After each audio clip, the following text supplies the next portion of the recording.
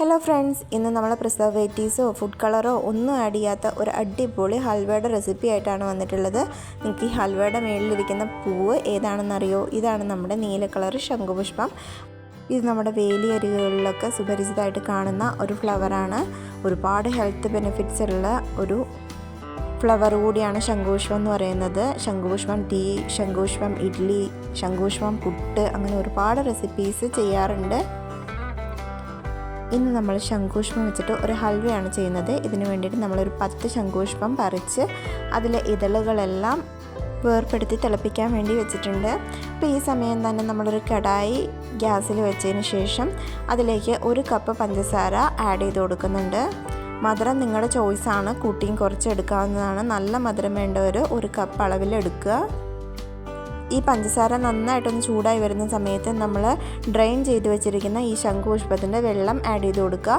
ഈ ഒരു വെള്ളവും ആ പഞ്ചസാരയും കൂടി നന്നായി മിക്സ് ആവുന്നവരെ നന്നായി ഇളക്കി യോജിപ്പിച്ചുകൊണ്ടേയിരിക്കുക. പഞ്ചസാര നന്നായി ശംഖുപുഷ്പത്തിൻ്റെ ഈ ഒരു വെള്ളത്തിൽ അലിഞ്ഞു ചേരുന്ന സമയം നമ്മളൊരു 4 സ്പൂൺ കോൺഫ്ലവർ എടുത്ത് അതിനാവശ്യമായിട്ടുള്ള വെള്ളം കൂടി ഒഴിച്ച് നന്നായി കട്ടയൊന്നും ഇല്ലാണ്ട് മിക്സ് ചെയ്ത് വയ്ക്കുക. നമ്മുടെ ശംഖുപുഷ്പം വെള്ളത്തിൽ നന്നായി പഞ്ചസാര അരിഞ്ഞു ചേരുന്ന ഈ ഒരു നിമിഷത്തിൽ നമ്മൾ ഈ ഒരു കോൺഫ്ലവർ മിക്സ് ചെയ്ത് വെച്ചിരിക്കുന്നത് ആഡ് ചെയ്ത് കൊടുക്കുക. നല്ലൊരു നീല കളറ് ടെക്സ്ചറാണ് വന്നിട്ടുള്ളത്. ഇനി ഇത് നന്നായിട്ട് ഇളക്കി യോജിപ്പിച്ച് കൊടുക്കണം. അപ്പം നമ്മുടെ ഈ കോൺഫ്ലവറൊക്കെ നന്നായി വെന്ത് ആ ശംഖുപുഷ്പത്തിൻ്റെ വെള്ളവും ആ പഞ്ചസാരയും എല്ലാം കൂടി നന്നായിട്ടൊന്ന് മിക്സായി വരണം. നല്ല പോലെ ജെല്ലിയായി വരുന്ന ആ ഒരു മൊമെൻറ്റ് വരെ നമ്മൾ നന്നായിട്ട് ഇളക്കി കൊടുക്കുക. നല്ല സ്കൈ ബ്ലൂ കളറിലുള്ള ഹൽവയാണ് നമ്മളിപ്പോൾ ചെയ്യാൻ പോകുന്നത്. ഈ ഒരു ടെക്സ്ചർ കാണുമ്പോൾ തന്നെ നിങ്ങൾക്ക് എല്ലാവർക്കും ഇഷ്ടമാവും. അപ്പോൾ നമ്മളിത് കട്ടിയാവുന്നതിനനുസരിച്ച് നമ്മൾ നെയ്യ് ഓരോ സ്പൂണായിട്ട് ഒഴിച്ചു കൊടുത്തിട്ടേ ഇരിക്കണം. അതേപോലെ നമ്മുടെ കയ്യിൽ ഏത് നട്ട്സാണ് ഉള്ളതെന്ന് വെച്ചിട്ടുണ്ടെന്നുണ്ടെങ്കിൽ അതുകൂടി ആഡ് ചെയ്യാം. എൻ്റെ കയ്യിലിപ്പോൾ കാഷ്യൂ ആണ് ഉണ്ടായിരുന്നത്, അപ്പോൾ ഞാൻ കാഷ്യൂ ആഡ് ചെയ്തിട്ടുണ്ട്.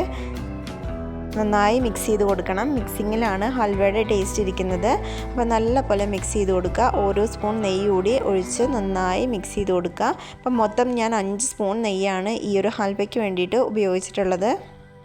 കടായിൽ നിന്ന് നന്നായിട്ട് വേർപെട്ട് വരുന്ന ആ ഒരു സമയമാണ് നമ്മൾ ഹൽവ സെറ്റായി എന്ന് കണക്ക് കൂട്ടുന്നത്. അതേപോലെ നമ്മുടെ നെയ്യൊക്കെ തെളിഞ്ഞ് ആ മേളിലേക്ക് വന്ന് നിൽക്കുന്നുണ്ടാവും. അപ്പോൾ ഈ ഒരു സമയത്ത് നമ്മൾ ഏലക്ക പൊടിച്ച് വെച്ചിരിക്കുന്നത് കൂടി ആഡ് ചെയ്ത് കൊടുക്കുക.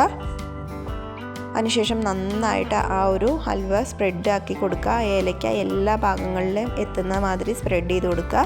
എൻ്റെ കയ്യിൽ കേക്കിൻ്റെ ട്രേ ഒന്നും ഇല്ലാത്ത കാരണം ഞാൻ നോർമലായിട്ടുള്ള ഒരു പാത്രത്തിൽ നെയ്യ് തടവി എടുത്തു വെച്ചിട്ടുണ്ടായിരുന്നു. അപ്പോൾ അതിലേക്കാണ് ഞാൻ ഈ ഹൽവ ഒഴിച്ചു കൊടുക്കുന്നത്. അതിനുശേഷം മേളിൽ കറക്റ്റ് ലെവലാക്കി വെക്കണം. അതിൻ്റെ മേളിലായിട്ട് കുറച്ച് നട്ട്സൊക്കെ ഇട്ട് കൊടുത്തിട്ടുണ്ടെങ്കിൽ നല്ലതാണ്. ഞാനിവിടെ നട്ട്സ് അല്ല യൂസ് ചെയ്യുന്നത്, അതിന് പകരം വെളുത്ത കളറിലുള്ള എള്ളാണ്. ഈ ഒരു എള്ള് നമ്മുടെ ഈ ഹൽവയ്ക്ക് നല്ലൊരു ടെക്സ്ചർ തരും. അതേപോലെ തന്നെ നല്ല ഭംഗി ഉണ്ടാവും അത് കാണുമ്പോൾ തന്നെ കഴിക്കാൻ വേണ്ടി തോന്നും.